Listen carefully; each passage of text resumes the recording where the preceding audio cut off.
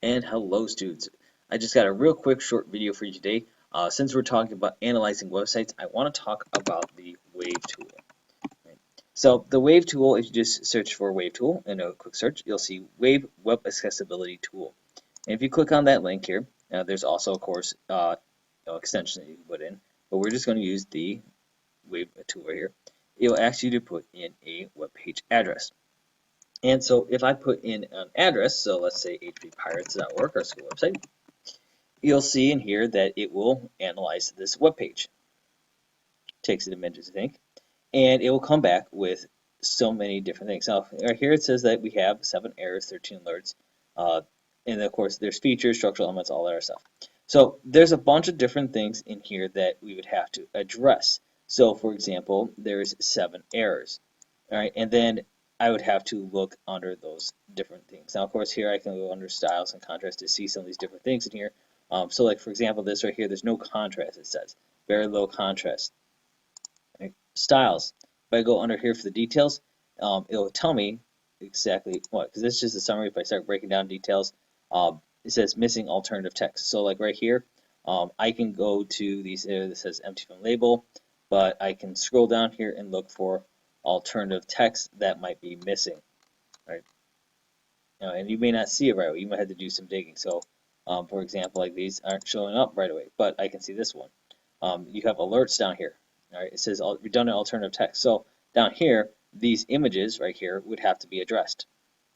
So like this says alt equals text, alt equals text, alt equals text. So notice these alt tags here will have to be addressed. So you can see, like, for example, this alt text comes back, with green, with no warning here. This one did not come back.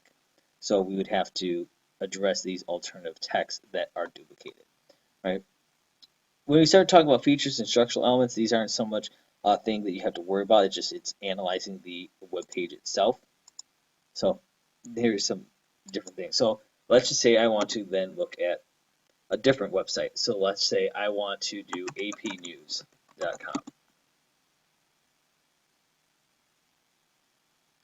So it can analyze any website that it wants. So right now it's pulling up this page here and it's analyzing it.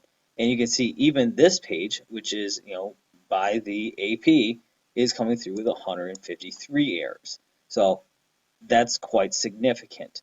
Now if we look at my website, Math&Comps.com, you'll analyze it, and you can see it only says there's 1 error, right? And it simply just says the language of the doc is identified. So I would have to look to make sure that it says doc type is equal to HTML. Other than that, you can see that it's a very simple web page, so there's obviously not as much in here to be concerned about. You can see that there are only 1 error. We didn't have any alerts. There's 2 features, 2 structural elements, HTML5, which is always really good. You don't want to look for HTML4. There's 4 contrast errors though, so I'd have to look down here at the contrast piece. So if I go to contrast, you'll see very low contrast, right? So it does not account for background, images, gradients, etc. So ensure fallback contrast is defined. So those are different things you're going to have to look at as we start talking about accessibility, right? And when you go and look at the web page analysis, you're going to also be analyzing your web pages. So if I just go ahead and let's say open up one of these pages that I've made. So let's just say my wireframe2.html. And if I copy that URL and I plug this into this tool, one thing you will notice is that it will come back as an invalid URL, right? Because it only can access sites that are actually on the web. So that's one thing that you'll notice that is a drawback of the Wave tool. Now we have the extension plugged in, you might have a little more functionality, but largely it's going to analyze public web pages. So just wanted to introduce you to that real quick, just kind of give you a feedback of how some of these different tabs work here. So for example, the details, stuff like that. Right now, nothing's coming through because obviously I don't have a valid web page in here. Let me just do like Amazon.com. And you can see it'll analyze these pages as well. All right. So very big thing here in terms of accessibility. Gives you a really quick summary in terms of things that you would need to address if you were developing a web page. It's a really great tool. It's a free tool, so you don't have to pay for anything.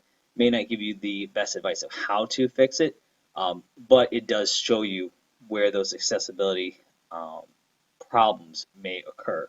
And you can see this came back with 37 errors and 11 contrast errors. So even the big corporate sites aren't immune from having a perfectly accessible web page. But that's just going to be it for today, folks. So like I said, a real quick one. So until next time.